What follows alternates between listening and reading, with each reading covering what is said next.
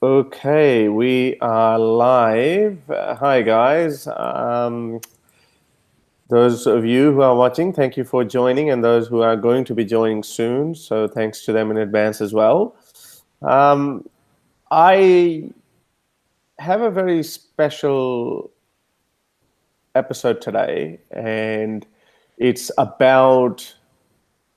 I thought about a lot of ex-Muslims in the Western country talk a lot about Islam, but we don't really get many voices from ex-Muslims within Islam. And by within Islam, I mean they're living in Muslim countries. And even I can be very disconnected with reality that what these people have to go through. So I made a post a couple of days ago about being reached out by a couple of ex-Muslims. One was a Bengali and one was my fellow Pakistani. And both of their stories touched me a great deal. And I felt really helpless. And I felt a little bit of what we call a survivor's guilt, that I am living, a great life. I've got I've said it before, I've got no problem. Everything is going great in my life. But someone in my country of birth who probably looks like me, who feels exactly the same way as me, who likes the same Bollywood culture or the Pakistani culture, but there's one thing that is different about them. That is their not blind obedience to Islam. And how has that impacted their lives? Now, I didn't pay any personal price for that matter. As I said, I became an atheist when I was already in Australia. By that point, I was living an independent life, and there was no violent repercussions for me. But I know that that happens in Muslim countries. So I thought maybe we should listen to their stories a little bit more, and maybe we should actually see. This is a two-pronged war. Obviously, we attack Islam theologically, philosophically, but then there's another aspect of it where we have to attack Islam because of its treatment of people living within its territories. Now, that is what I'm going to try to do today. And I was reached out by this young man. I have seen him. He's young and smart and well-spoken. And as I said, like I can relate myself to him. That if I just had not been given an Australian visa back in 2003, I might have been in the same situation as him, and that would have been a very depressing situation. So he he's still on the run. So you're going to hear this story, but. We didn't get to decide what we're going to call him, but I think I suggested him a name, Spartacus, which is my favorite hero from antiquity. Those of you who don't know, Spartacus was a Roman gladiator, and then he rebelled against the Republic of Rome, and he almost freed a lot of slaves. And I often wonder what would have happened if Spartacus had won the war against the Romans. Would we have gotten rid of slavery some 2,000 years ago? I mean, even before Jesus and Muhammad showed up. So anyway, poor Spartacus lost the war, and he was killed, and his followers were crucified along the Via Appia, which is a road that leads to Rome. But let's hope that our modern day Spartacus doesn't lose this war and doesn't get killed. Fingers crossed. So I'm gonna introduce you. Well, I already have, I guess. So Spartacus, welcome to the show. How are you? Well, this is the most difficult question when people ask me how are you. I just don't know how to respond to this question. If it means that if I am alive and breathing, yes, I am alive and breathing. Yeah, well, that is sad to say that that alive and breathing, which should be um, we should be enough to live a good life. or at least be alive. But as humans, we need a few other things with that. And there are certain ideologies in the world that have made it almost impossible. So I'm gonna I want the audience to get to know you a little bit more. So tell us a little bit about yourself. So where were you born? How old are you now? And tell me briefly a little bit about your journey away from Islam. Okay, I'll start with the beginning. You know, Harry, having faith in a thing does not make that thing true. Actually, sorry, before you go, I've been told that they can't hear you. Can you speak up a little bit? Okay, is this any better now? Is it any better, guys? If anyone says if this is better. Okay, yeah. So this is better. So let's go with it. Okay, I was trying to tell that. I'll start with the beginning. And in countries like Pakistan, everything begins with a faith. Having faith in a thing does not make that thing true. Your faith does not even make it probably true. Having faith has no weight on truth at all. Having faith simply means you will believe in a thing even if that thing is not true. And this is how a life of a child starts. Almost not just Muslim, almost every religious child, I will say this. Your parents are your first teacher. They tell you something about the religion, and with that, with that, with those faith and with those, things, they also tell you that you are not supposed to ask questions. You're not supposed to question the rationality of that thing, that faith, or whatever they are teaching you. This was not my nature. From the very beginning, I was my nature was kind of exploring, and that's how let's say it was the basic instinct that made me what I am today. I come from a very small village. Very small village. Unfortunately, I will not disclose the exact location, as you know why.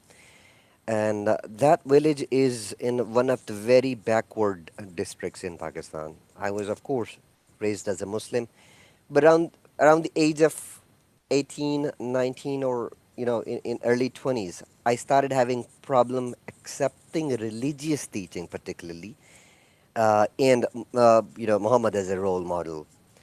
Uh, I had a friend. He was my childhood friend. We B- were. Before you go, I so when you started learning, when you started questioning Islam, how did you start questioning it? I mean, were you reading books in the libraries, or which I would imagine there wouldn't be any anti-Islamic books in Pakistani library? So how were you reading that when you were 18, 19, and 20? I started reading Quran with the translation. So that's how you started, I basically. Yep. that was my start. That was my start because Quran is in Arabic language. My language is Urdu or Punjabi. And I told you that my nature is kind of exploring. I like to learn things. I like to know things. I like to read. I like to understand. I'm not one of those who will follow everything blindly.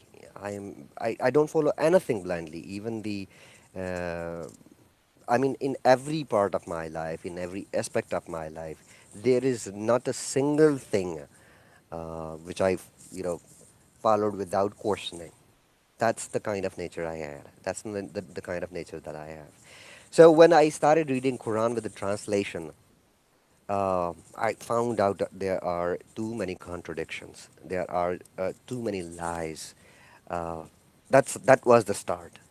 So I was, having problem accepting this. I wanted to know what's the truth. Why are so many contradictions in this holy book? This was supposed to be, I mean, this is a divine book written by the Almighty. That's what they say, right?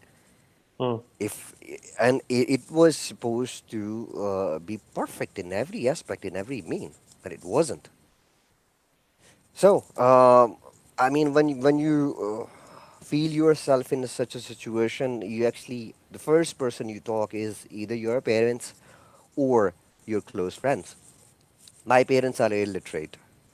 I mean, they never received even a formal education. They never went to school. I'm telling you, you must be very familiar how life is in backward villages, in backward districts Yeah, of which Pakistan. which makes me wonder again. Like, I mean, last time I spoke with you, you're very well spoken and articulate, and even now, someone picked that up very quickly that you are from a backward district, which you have told me, and yeah, it is pretty backward. But so tell me a little bit about why your English is so good, and what you told me last time that you've only had metric level education, which Well, is I up was to year 10. you disclosed this. I was actually trying to disclose this, the education thing myself. I Sorry. was about to Okay. tell my, viewers that Okay. Sorry. My bad. I Okay. Well, all right. You you not you only, you go for it. yeah, you know, uh, let me tell you the how things and how education goes in those backward districts. I am 31-year old, Okay. 31-year old, and during my days, uh, in government schools, we start learning ABC from the sixth class. From So from sixth year class. six. In Okay. Yeah, from sixth class, from year six. Uh, Whereas I started learning English from the second or third class. When I was in sixth class, I was able to properly read English. During this journey, I watched a lot of English movies, particularly Hollywood. I read a lot of English newspaper, TV shows. So it So helped. the It worked devil, so the devil of the West was really honing in from a very early age. from early age. In You can say so. Right. Uh-huh. Okay. So you started reading. So you read the Quran. Now, what was the next step after that? Because a lot of times when you actually read the Quran, it doesn't really make sense, and some of the problematic verses.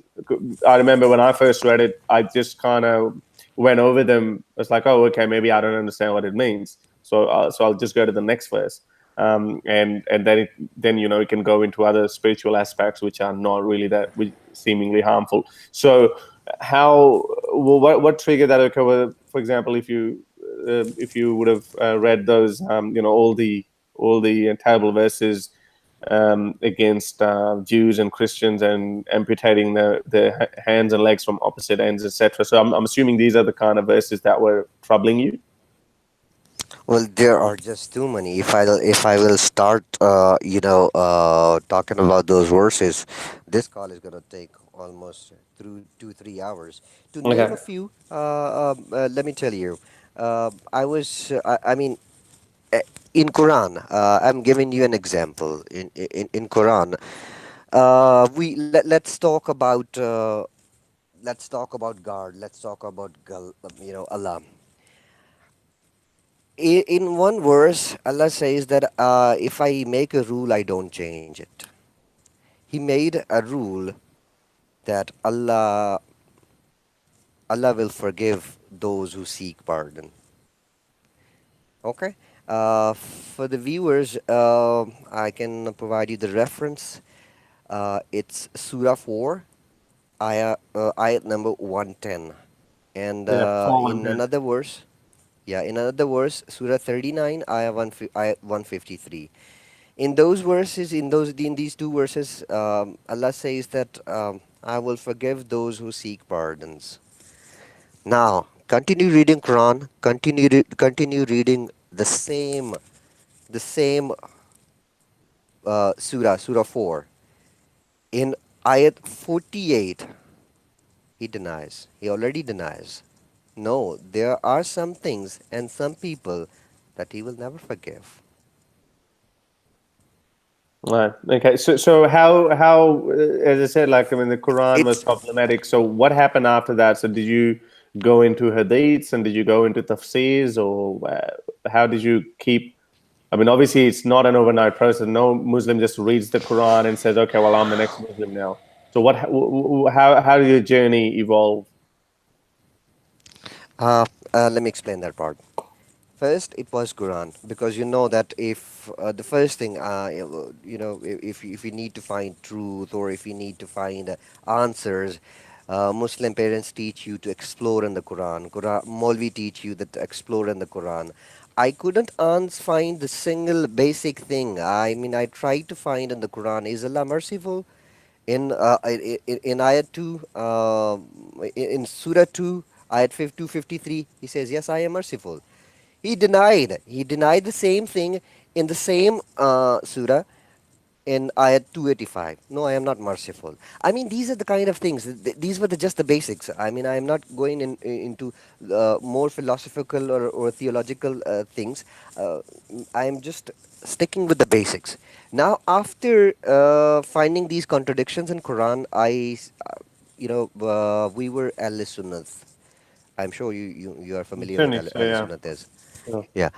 Maulana Ashraf Ali Tanvi. He is well-known scholar. I mean, he was well-known scholar. There is this book called Bahishti Zevar. Can you can translate Bahishti Zevar for the viewers, please? It I don't means even know that. what Vaishti means. What is Vaishti? Let's call heaven's jewelry. Heaven's jewelry. Oh, okay, Oh, yeah, heavenly jewelry. yeah. Okay, Jewelry from the heavenly. heaven. Okay, yeah, okay, Okay. got it. Now, you should read that book. That book is full of comedy. In that book, he says that Saturn lays eggs. He breeds. He's a reptile. Yeah. Okay. Now imagine that person, the person I am talking about, Ashraf Ali Thanvi. He is followed by millions in Pakistan as well as in India too. Okay. So I tried to, what do you call, solve my quest, or try to Can you speak up a little find bit? the answer. Yeah. Yeah, I tried to find those answers in hadith books, in religious scholars' books. I couldn't. Now there is this guy that I was friends since ever. I told him. I told him that, dude, this is the problem that I am having. I am having difficulty understanding the Quran. There are too many lies. There are too many contradictions. And then I actually read a book that is called Sirat al-Nabi. I mean, the life of Prophet. It is written by Sayyid Salman Nadvi. He's a very well-known writer and an Islamic scholar. Now, in that book, there were too many things, immoral things for me. For me. Okay, now I went to this friend and I explained everything to him. We ended up having a heated argument. He got furious and he left. This was the start of my struggle. When was this? Was that what year? 2011. And you would have been what, 23, 24 back then? My date of birth is No my need to get say that. 87. Yeah. So you'll be I mean, no, yeah. no, no. I'm not. No, I'm not disclosing the complete date Right. of birth. I'm saying that the year is 87. So yeah, around 33, 23, 24. Okay. Uh, it, uh, I mean, I took time. I Yeah, took yeah, you time to did. read. Religion is. It doesn't matter if I will talk about Pakistan because my experience is in Pakistan. It doesn't matter if someone is a practicing Muslim or not, but religion plays a very important part in everybody's life here. That's correct. Even if a non-practicing Muslim, there are few things, there are few rules, there are few regulations. He will give up everything for those rules and for those regulations. But for Yeah, me, it was difficult. It was difficult, and particularly for a person who is coming from a very backward area, and with the background of a very religious family, it wasn't easy. I knew that if this thing will get wider attention in my family or friends, this can get me killed right away. No question asked. Nobody will know. So, but at the end of the day, when your religion, when your faith is so important, you try to make sure that yes, you are standing on a right and true grounds. I was trying to make sure if my religion is true. I wasn't, coming to the existing of, God. I was trying to find out that if Islam is true or not. Now, after that heated argument, that night, I was going to, let's what do you call? I will call it the barn. We Hmm. were living, 2-3 kilometers away from the village, and during my way, there were sugarcane fields. Fields, yeah. Ah, there was a trap right there. They were waiting for me. So this is This was the after they had. This is after you had just after once the asked the questions. yes. I So, was known. I was known in my friends and family that I started asking questions. There was this Maulvi who informed my family, to whom I went and asked few questions. This was my friend, childhood friend. I was actually not going to. I was not elaborating all these things because I don't want my viewers to feel bored about this conversation. So I was trying to stick with the main details. yeah, yeah, no, no, that's Uh, fine. So if yeah, as a listener, I would ask you any question that comes to my mind. Sure, sure, So sure, just to sure. make sure. And So I yeah, will, I will, I you will can welcome keep going. questions if there are any questions from the listeners as well. I will welcome those too.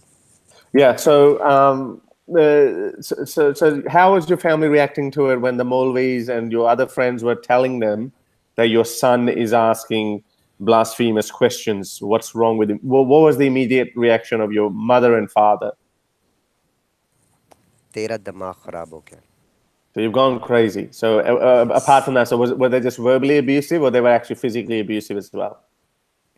Well, for the start, they had a session. They had a chat session with me, and the main focus was, since our parents. This is what they said. My forefathers were following Islam, their Yeah, I love that one. forefathers were following Islam, and you are supposed to follow Islam. That's the way of life here, and that's the way of life you will follow. If you will try to cross that line, you will be the one who will be responsible for the consequences. Yeah, that's the common That's what narrative. Yeah, that's the that common. was the narrative they built in front of me. And so, Even what were you saying? Were you still saying, "Well, I'm sorry, I can't believe this. It doesn't make any sense to me. I can't bullshit with myself." Basically, is that what your reaction was? my reaction was just one line. Which is, My religion supposed to be the one true religion, and I will find out what religion is the true religion. Be it Islam, be it Christianity, be it Judaism, or even Buddhism. yeah, okay. And so Because, there was a because, because you believe. Let me explain the second part of this line. Because in Quran it is written that explore the Quran, and this is the exact thing that I am doing. I am exploring the Quran. Are you asking me not to explore the Quran? If you are asking me not to explore the Quran, you are actually disobeying the Quran. Because Quran itself says that. Explore it. This was the point when my father said, Tu pagal ho gaya. You have gone crazy. And I left.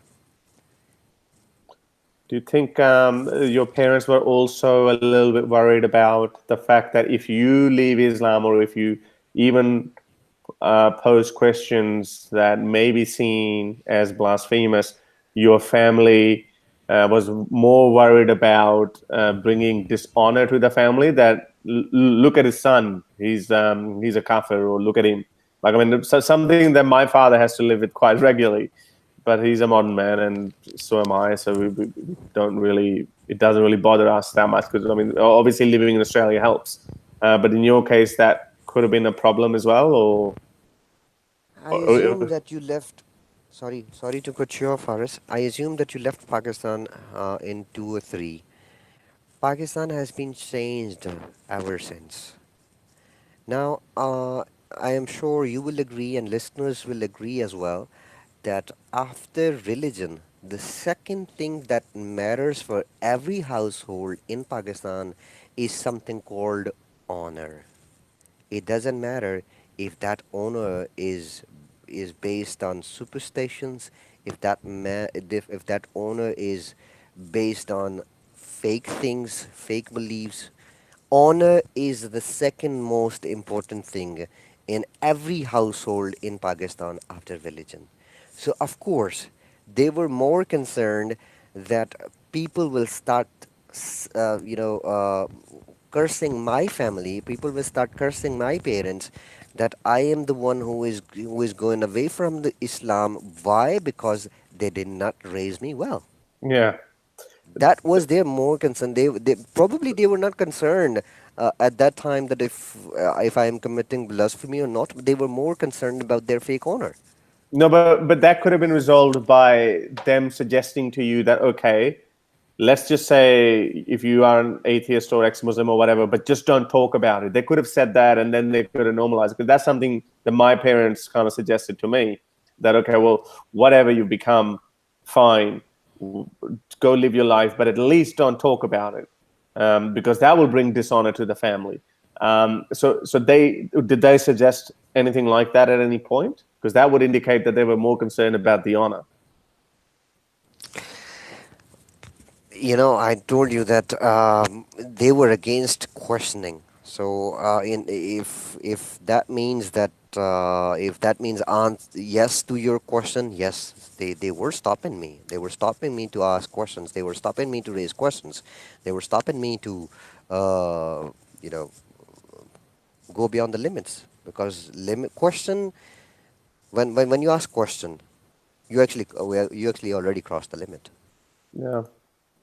So they were And waiting there for is you. another difference. There's another difference. I am not sure, Harris, about your parents, but my parents are. I told you they are not educated.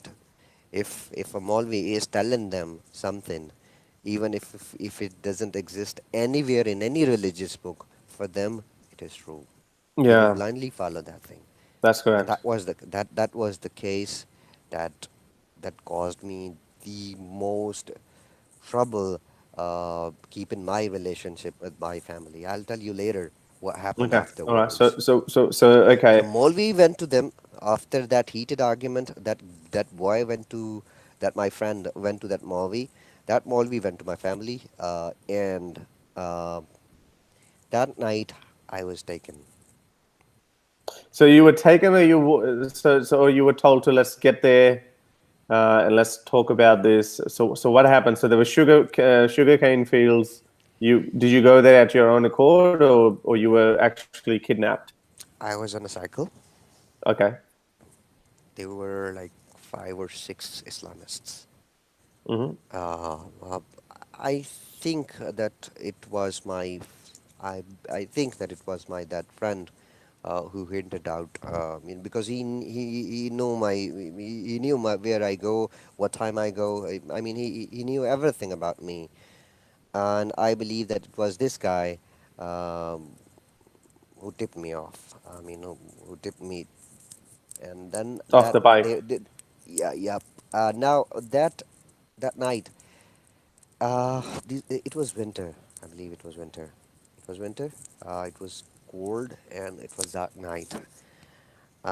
There were four, or probably five, or maybe six. Uh, I couldn't see them, but there Okay. was. Uh, they put me in a 4x4. It Okay. was a In van. the SUV, yeah. Yes. What do you call? SUV, It yeah, was like a. like a like Yeah. a like a Jeep or something, yeah. Okay. Okay. And I don't know where they.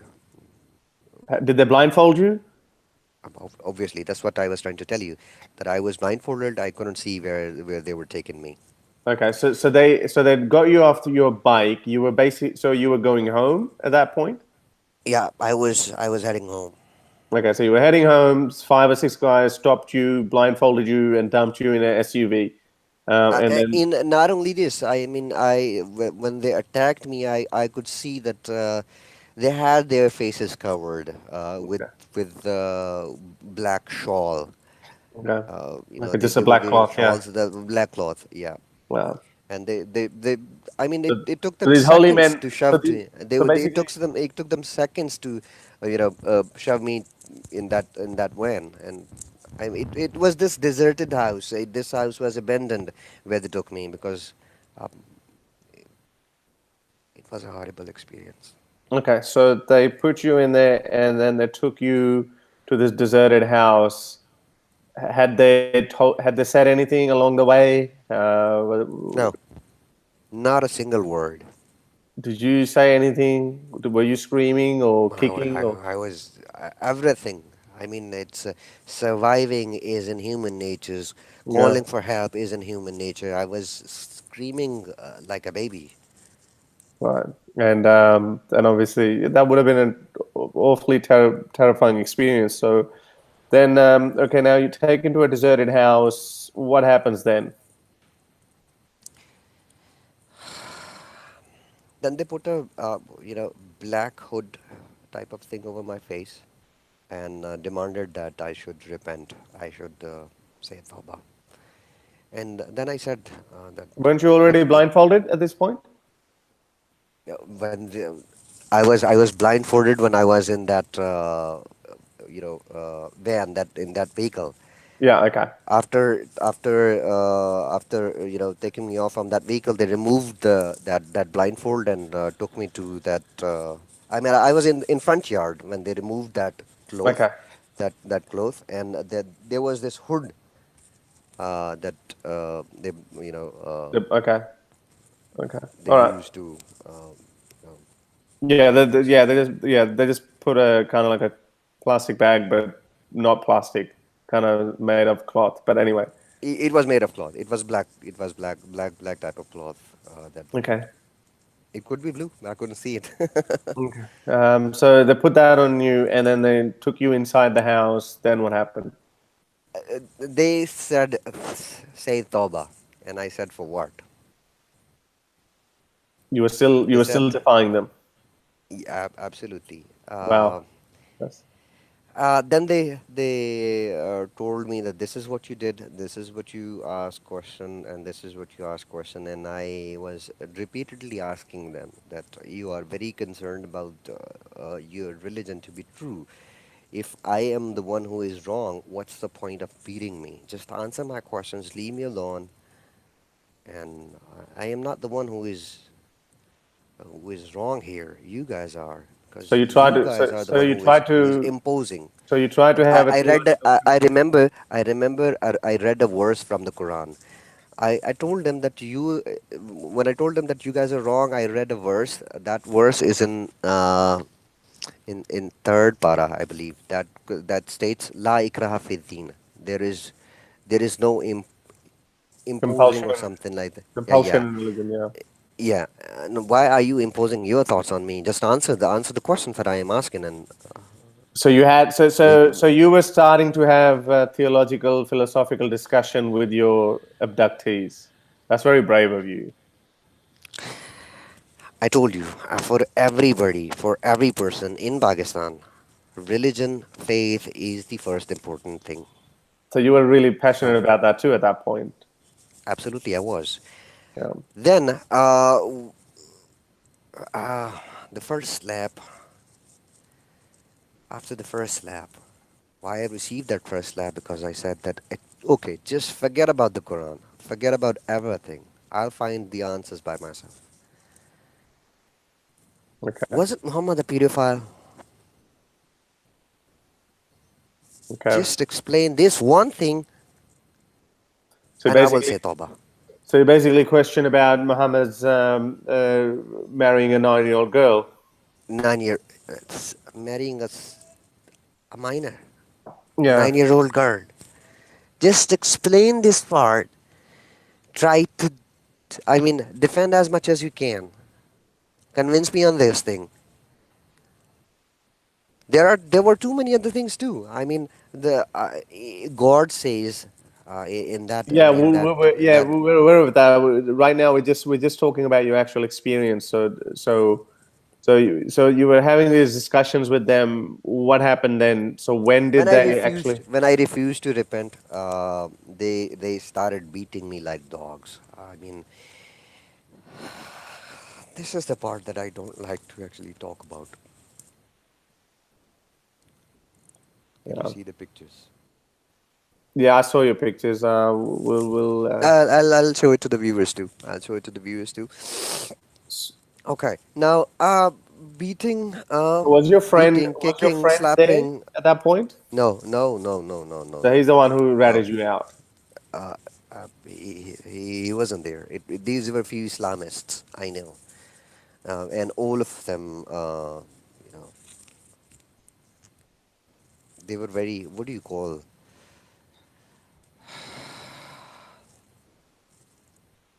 In every one of them was a monster. I can't call them humans. The way Yeah. the way they were kicking me, the way they were beating me, they sliced off my right index finger. I think the pinky. I They, think yeah, yeah, yeah, was that a yeah, pinky, yeah, the the little pinky, one? Yeah. the, yeah, the little one. And if you see that finger now, let me show you. Just one moment.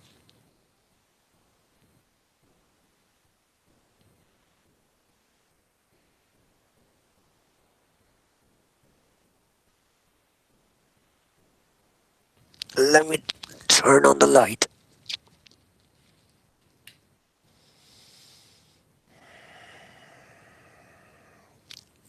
Can you see Yeah. it?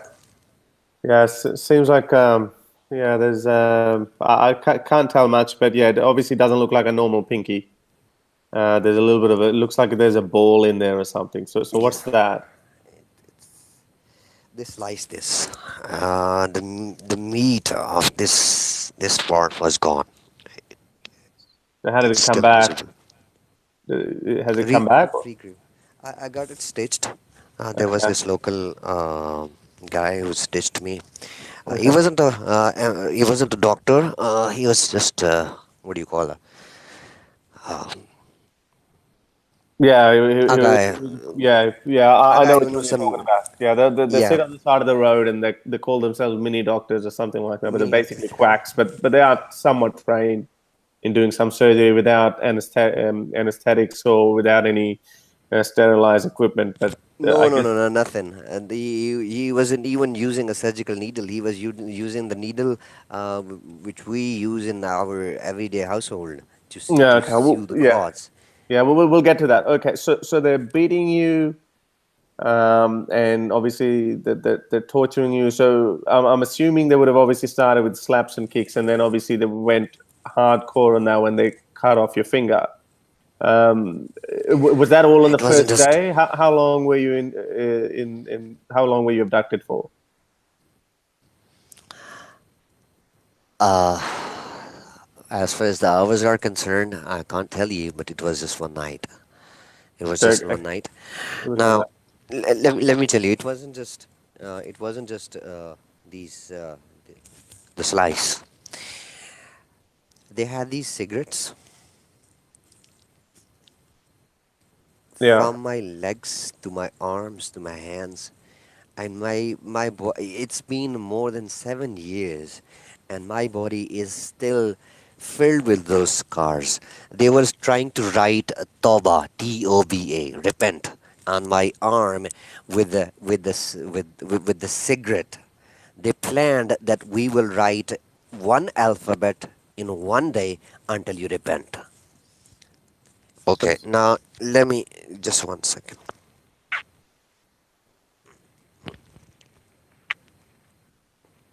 Can okay. you see What's T? yeah? It's very it's not clear. Yeah, yeah. I can see it. Yes, yes. I can see It's it. T. And then these are the burn scars. Unfortunately, the light over here is not good.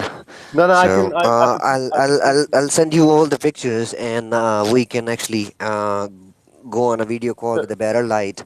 No, that's okay. And No, I'll show you. that's fine. So, so they were, so now they were using the cigarette butts to make this scar on your left arm. Is it? I'm assuming it's a left arm. It's not. Yeah, it is the left arm, but it wasn't just the left arm. But they were I using told you cigarette that. butts. Yep, cigarette on almost all over my body, especially the hands. Okay. I still have too many scars. Some of them are faded with the passage of time, and there are some on my legs too. So I mean, they were had they? some sort of training to torture someone. They had some sort of training to torture someone. They will put a cigarette. They will write tea with the cigarette, and then they will leave that wound for or burn for like good 5 6 minutes. Then they will scratch that part with the blade, and then they will put salt on you, and the screams, the pain. Were you still trying to have a philosophical discussion with them at that point, or you were actually thinking about, okay, I'll repent, I'll get out, and then I'll deal with it later? Did that thought come to your mind at any stage? I don't know what I was thinking at that time after they started torturing. The Okay. first thing in my mind was how to survive. When you are in Yeah. a situation, when you are in a situation like this, it's a human nature that the first thing come in your mind that how to survive this situation. Yeah. But I was certain and I was sure that I am a free man now. By that time, I was certain and I was sure that I am a free man. I bought my freedom, and if this is the price of my freedom, I would happily pay it. So you were willing to die at that point. I was absolutely willing. But yes, but I am not saying that I was. There was no survival instinct in my mind. There was. I was Of thinking course. of every situation But how you to weren't survive. but you weren't willing to say, But okay, just to save my I life. was. There was no point and no thought that I will say Tawbah, even if they kill me.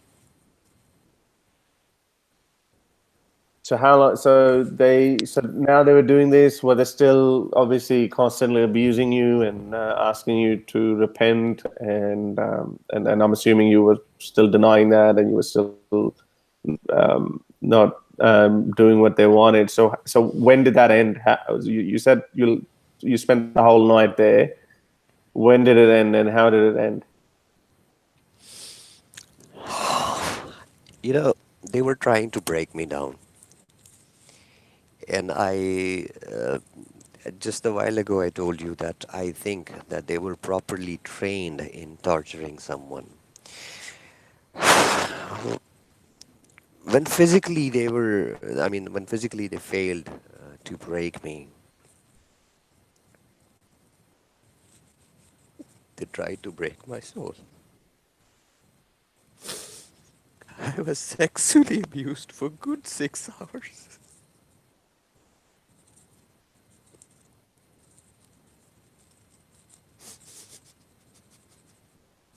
Take your time.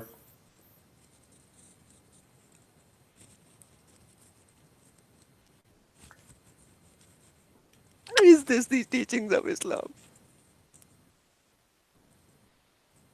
Well, as much as we criticize Islam, I don't think it actually condones that kind of violence. Oh, it does. Islam loves violence. Islam spread it with the violence.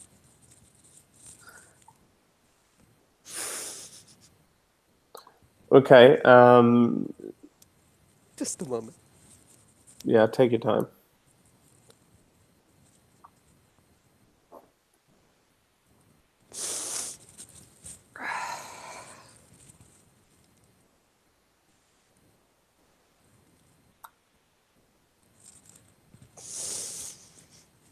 Okay. Okay, so they abuse you, and you still obviously didn't say Toba or anything. And when did that come to an end? Around in the morning, it was still dark. Only one of them was left. Uh, I don't know why, and I don't know how, and I don't know what thought was in his mind. He just let me go. He said, "Run away." Did they say anything when No, obviously? there was just one guy. They were those guys, those who left. They said that today's session is over. We will come back tomorrow for the next session because we will not leave you until unless you repent. They left one guy to guard me. Okay. And then how did that guy let you go? He actually, I mean, the way he was treating me. I mean, the way he was trying to have a conversation with me, he was his gesture was a little kind, and he left the door half opened, and he just said that "Bhag jana." So I knew that he is leaving, oh, something for me to escape. He closed the door. He It didn't was a properly wooden lock the door. door. Yeah. It wasn't. It was a wooden door, and it wasn't properly locked. So it opened with just one kick. He was supposed to guard me, and he went out to take a leak. And when he said that, "Bhag jana," escape. Back then, I mean, yeah, run away. Okay, so I'm assuming obviously that's what you did. So you ran away. You're obviously terribly injured. What did you do straight after that? Injured, broken, shattered. I am assuming that I took a walk for like 6 or 7 kilometers because by the time I reached the nearby village, nearby town, uh, the sun was out already. I got myself stitched and I didn't go to my house. Why did you not go to your house?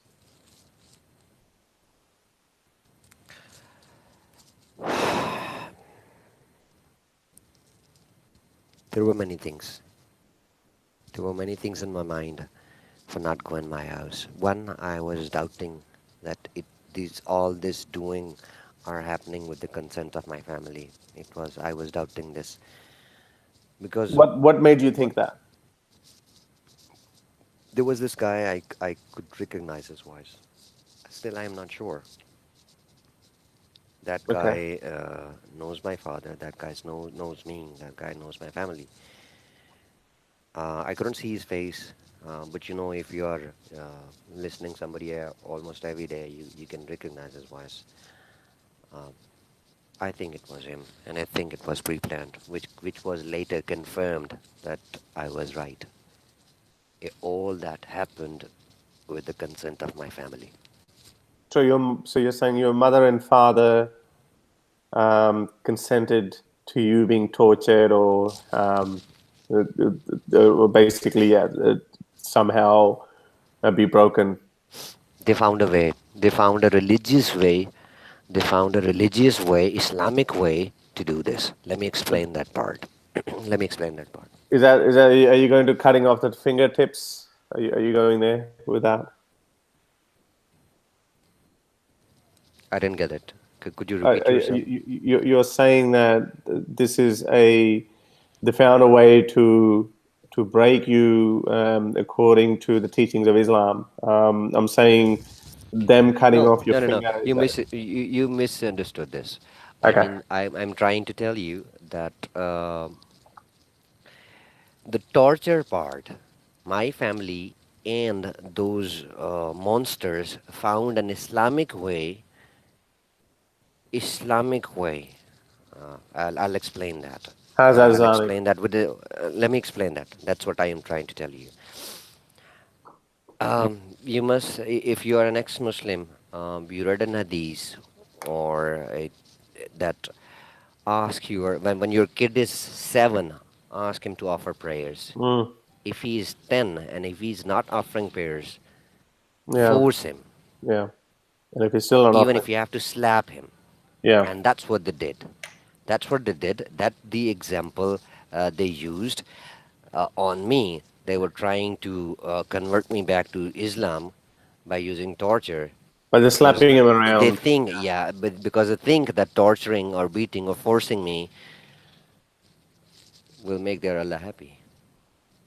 And they would have obviously had, as you said, your parents were not very educated, so they would have had these recommendations put forward by the so-called imam or the scholar that you had the conversation with.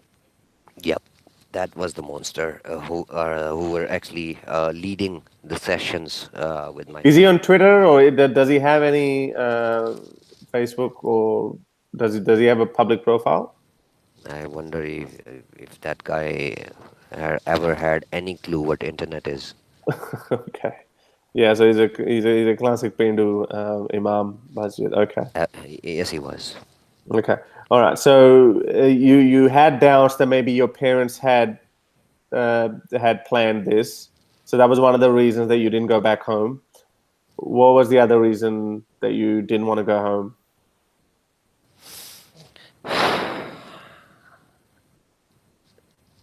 My mom. Yeah. What about it? I wasn't in a better shape to go in front of her. Okay. So I Just thought that because I will. you were injured and your clothes were Yeah. probably ripped and all that, so you didn't want to face your mother, or you didn't want your mother to see you that way. Yep, absolutely. Okay. So where did We you go knew after we. that? Um, I didn't go to Slim. Salim is your friend? Yeah, his name was.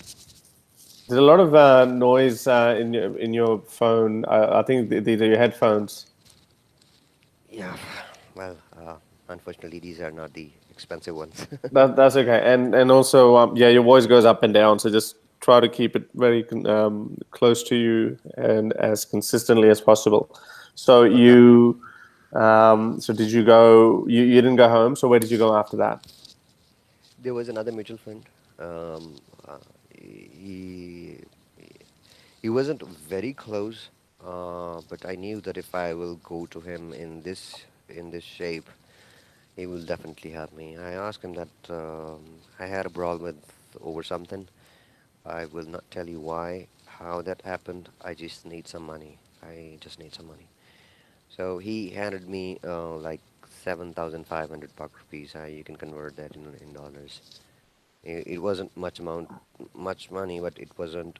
It was sufficient for me to travel. Yeah, it's close to $100. I think it would be, well, now it'd be $750 in today's terms. So, but it'll be worth probably close to $100 back then, I'm assuming. Okay, so go. So he gave you some money. Where did you go after that? To a bigger city. Did you go to the doctor or anything at that point? Obviously, after going to the doctor, I decided to leave the city, leave the town, leave my village, leave everything behind because I know that if I will stay anymore, they are gonna kill me. D- My life is Your in danger. so your so so did you find out that your parents or anyone from the family was trying to look for you, or you don't know? Till that time, by that time, I was getting my the first thing in my mind was to get myself in a safer location, and then I will try to contact back and I'll try to find out what exactly happened, how exactly happened, and I'll tell you in a later part that I mean how I found out. It was actually my I contacted my sister. She told me that they had a discussion and all that happened with the consent of my family. Your sister contacted you. How did she contact you, and when did she contact you? How long after the incident? After 7 or 8 days, When I reached the city, I had I contacted her via email, I believe. Uh, I emailed her that this has happened, and she said that I know that this had happened to you. And I asked her how. She said that she explained everything. Okay. Now, so which city did you go to after this? When you got some money from your friend, which city did you go to? Karachi. Okay, I you went to. reached Karachi. How long did you stay in Karachi then? It's fair bit away. So did you catch a train or something? Yeah, That would have taken a big chunk out of you. I went to Karachi via Lahore. First, I came to Lahore. From Lahore, I bought a ticket, and then I went to Karachi. So did you stay in Lahore for any period of time? Just a couple of days, maybe. Okay. So in Karachi, you went to Karachi. What did you do there? The first thing you did there, once you reached there, you obviously have got a very limited amount of money. What were your plan to? I'm assuming at still that by that point, your body still would have been hurting very bad, um, because of all of the burns, especially, and obviously your fingers still would have been hurt. So, The what? friend who, the friend who gave me some money, he told me that he knew few people in Karachi, and I'll be safe with them. But since they are not very close relative, in such bad shape, they will not keep me for many days.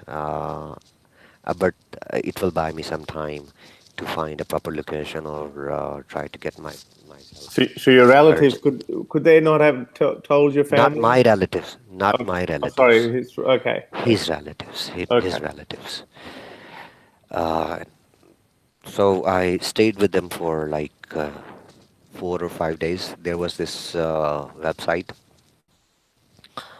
Uh, During my travel, I was sending my resume to different companies. And my first thing was, in order to survive, I need money. In order to survive, I need a shelter. So I needed a job. I was lucky. I found one. They were not paying me much, but it was sufficient to keep me going. What type of job did you get? What was it? This is where my English worked, call center. All right. Yes. Okay. Because you know that I didn't receive much formal education. I don't have uh, higher qualification. I don't have any much skills. The only thing that I can do is speak, and I speak good English, so it worked. Okay. Well, yeah. That's obviously good. I So how started. long? How long did you stay in Karachi, and what happened in Karachi? Now you've got a job. Now obviously you would have got a house as well. So what happened next? Well, I started socializing. I created a Facebook. I created few pages, and I started communicating with like-minded people. I was glad to know that there are many in in Karachi. Pakistan. It's just not in Karachi too. So we had few sessions. I So will not disclose the name. I will not disclose the name, of the page. but no, I will tell you about the page, but I'll not disclose the name of the person. Of course not. Or Yeah. So what was it? What was the he, page, and how much attention did that page get? there was this page called, in English you will call it the cobbler, the mochi. All There right. was this page. There was this page that called Basa, the Bensai, I the think that bull, was very famous. I kind of knew about the that bull. page, Bensai. There was this page that in his the name of the page was in Urdu called Shaitan, and Now, you were setting there that were up in different. 2012, 2013. Is that right? It wasn't just me who Yeah, was yeah. I setting it up. mean, Don't yeah, get you were yourself obviously confused. working. You We were a found, group of people. yeah. We were a group of people who were doing this. So that was in Uh, 2012, 13. Is that roughly the time? you can say so. Okay. 2013, probably mid 13 or at the end of 13. Okay, Okay. those of you who don't know, Pansai is one of the very popular pages. It wasn't really that popular. The amount of popularity for some reason it got is quite weird to me because there are few clowns in mainstream Pakistani media who think that they are all knowing and all intelligent. And one of the clown is Oria Makbul Jan. Oria Makbul Jan, and the other one is Amir Liaquat, who used to go by Dr. Amir Liaquat, but apparently since his medical degree has been found to be a fraud, so he's just an Amir Liaquat. So this kind of guy, he became famous for being by a show called Alim Online, which means a scholar online. So he would talk about religious things and he would basically give his tips on, you might have seen those questions, I don't know, some really really silly questions that I like my um, dog is that halal or something, or something even more ridiculous than that. I can't think of anything. Um, so these guys somehow gave a lot of attention to these pages, even though they had the following was very small. It was roughly around um, Less I than 5K. five six. Sorry, yeah, 5 6,000. Yeah, so it wasn't. We achieved our peak in at the end of 2016 when our pages, were hitting 5Ks. Five Um, thousand. Yeah. So yeah, 5,000 followers. yeah. But that is, it's not much by Facebook or YouTube By any standards, standards. yes, it wasn't by anything. And Okay, now the there's one amount. thing, Haris, I You know, would like to add. let me finish this first. So and then and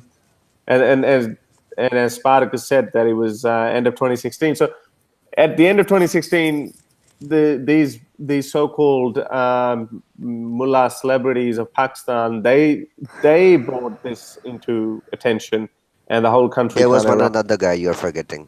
There was one Who? another guy you're forgetting. You're mentioning Aurea Makbul, you're mentioning Amr Lekat, but you're forgetting that there is another clown at a higher rank. It was basically his doings. What's his name? Justice Shaukat Siddiqui. Right? Is that the? The guy who kissed Mamtaz Qadri. Yeah, yeah. Okay. Mamtaz Qadri is a person who killed Salman Taseer, the former governor governor of Punjab. of Punjab over blasphemy. Yeah, blasphemy law. Okay, That so that Mamtaz was supposed to guard yeah. Salman Taseer. So anyway, so now in 2016, 2017, you started getting this attention out of nowhere, and I think this is when I found out about you guys.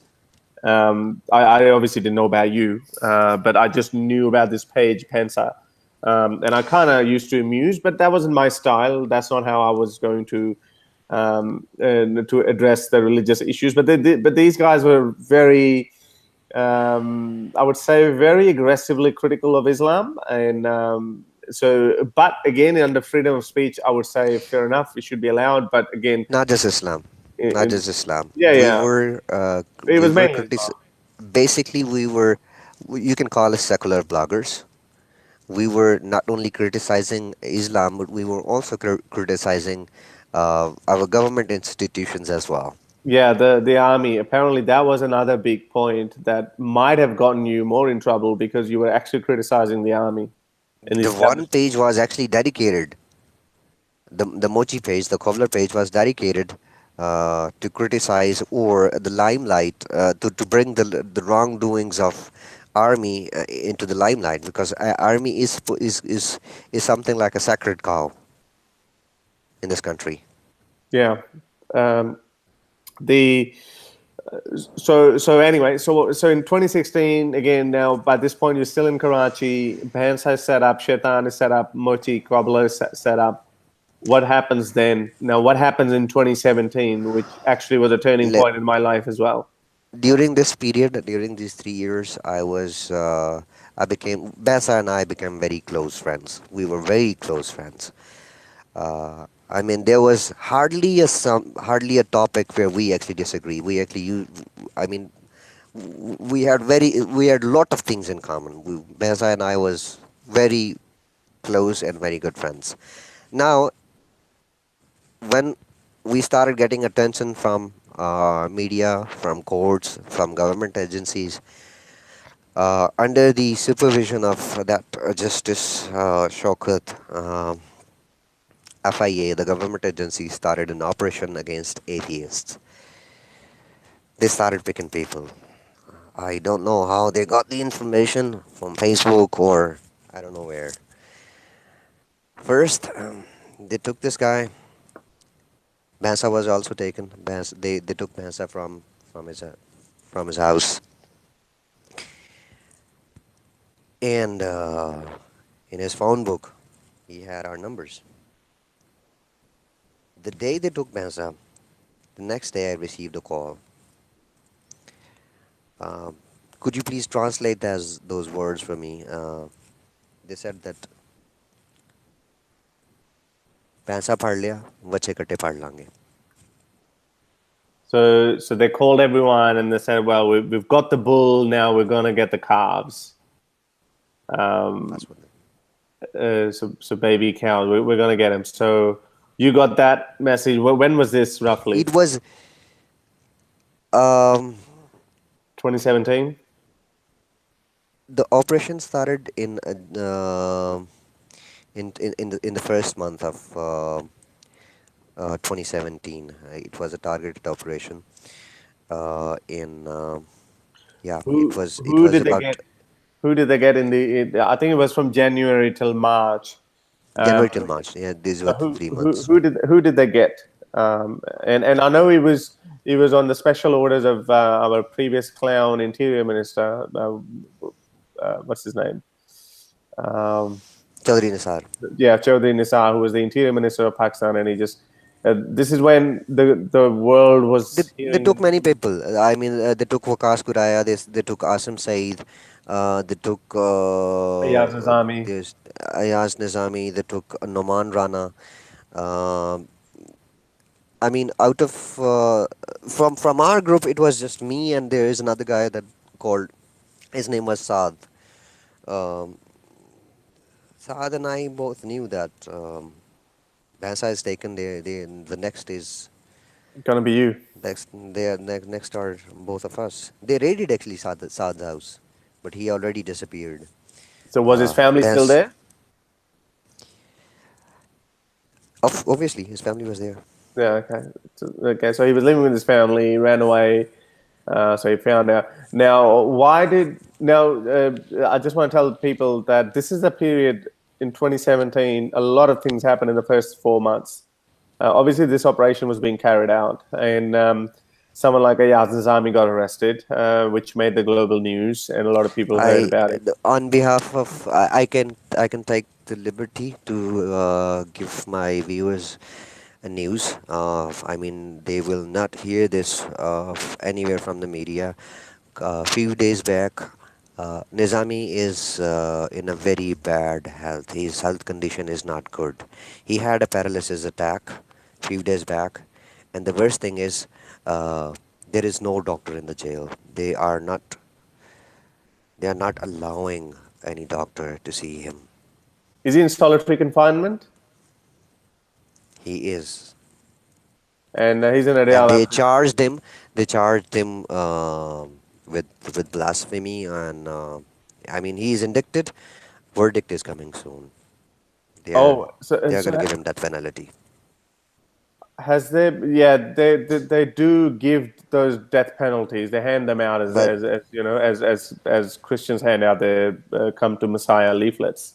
But they don't carry them out. But obviously that's no excuse to get them out of jail card. No pun intended, obviously. But uh, he's been in captivity since then. We heard that he was being tortured, and that was when I was Ayaz Nizami's arrest actually made me so angry that I said, "Screw this!" And I think it happened somewhere around in March, if I'm right. Is that yeah, right? February, March? you're right. Yeah, You're right. yeah. I think it happened in March, and I think a week later I started my page, and I said, "Well, I'm gonna speak up about it." So that was the impact that Ayaz Nizami had. Now that I know more about it, it's obviously more. I'm just learning every day that how many people there are out there who are actually suffering, and the Yazdan is just one of those guys. Now, um, and also another thing happened was Mashal Khan, who you all heard about. Was a university student who just asked a question very similar to our Spartacus, who asked Imam a question, and then Imam provoked a mob, which ended up brutally killing him. When his mother uh, tried to touch her son's dead body, when she tried to kiss his hands, she said that every finger, every bone in his hand, all the fingers were broken, and that's how brutally he was killed by the followers of this beautiful religion. Um, Now so this started happening. You got a call, and someone threatened you that we're going to get you. What happened then? Well, they called me and they said that they knew that they knew where I am, and then I received another call. They said that enjoy the days that you have because you are gonna end up, your life is gonna end soon. I knew that they may be recording this call, so I said that why. Then said that you were committing blasphemy and you were spreading sedition. So, uh, and you know how we treat and what we do to the blasphemers. So that was a smartphone, and I knew that they can track my smartphone. The first thing I did, I threw it away, and I deleted all my pages.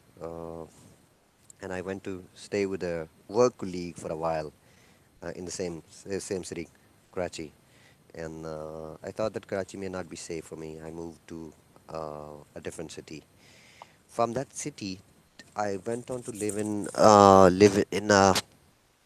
a desert in southern Punjab.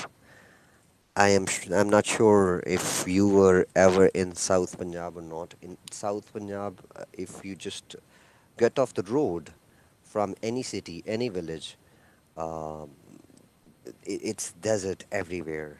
Yeah, For I 15, 20, 30 days, I'm not sure how many days I lived there. I was living in that desert where there was no human, no animal, only water, and I had a sling. And you know that at the night time, all the birds, I mean the crows and the sparrows and everything, they will sit on a tree. So give a shot, you will hunt one down. I wasn't a hunter, but that's the method I used. so So you that's how I were survived. so you went to a desert, and you how were you getting water? Just from a river or something, or? No, in desert there is only one what do you call crop that they harvest in 1 year. That is called gram. What do you call chana? Chana is gram in English, I believe. Yeah, yeah, Okay. chickpeas. Now, Yeah, chickpeas. the session start from the harvesting season. They plow the fields in November or early October, and they harvest those grams in April, March and April. Last 2 weeks of March, first week of April, they harvest those. Okay. Now I know that after harvesting, all the farmers go back to their villages. They don't come to those fields because it's desert. So I know that I'll be safe if I am staying in such type of places, away from people, away from police, away from humans. If I isolate myself, that will be the only way I'll survive. So Was there any and shelter? as Was far as there the any water is as far as the water is concerned, there was this only one, water pump, hand pump. Yeah, the donkey pump. Yep, no, not the donkey pump. It's a hand pump. You What's the actually, donkey pump? I know the one that you actually pump water out. It's kind of it sucks water out of the ground, or there's actually a little water hole, 40, 50 meters under the ground. That's what the yeah, pump does. So what's a donkey pump then? I don't know. I just kind of like the word donkey pump. Well, if I will answer you this, No, that's okay. Don't I'll worry be about that. So carry on with the. I'll be committing blasphemy again. I don't Yeah, want to do that on this call. yeah, that's okay. Yeah, I can say that the Muhammad's flying donkey. Yeah, that's what you want to say. He's my favorite. He's my favorite animal anyway. Anyway, so you Your so the favorite pump animal. there. Excuse me. I just wanted to ask you one quick question here. You said that that's my favorite animal. Who? Donkey or the or Muhammad? No. Okay, okay. Now you got the so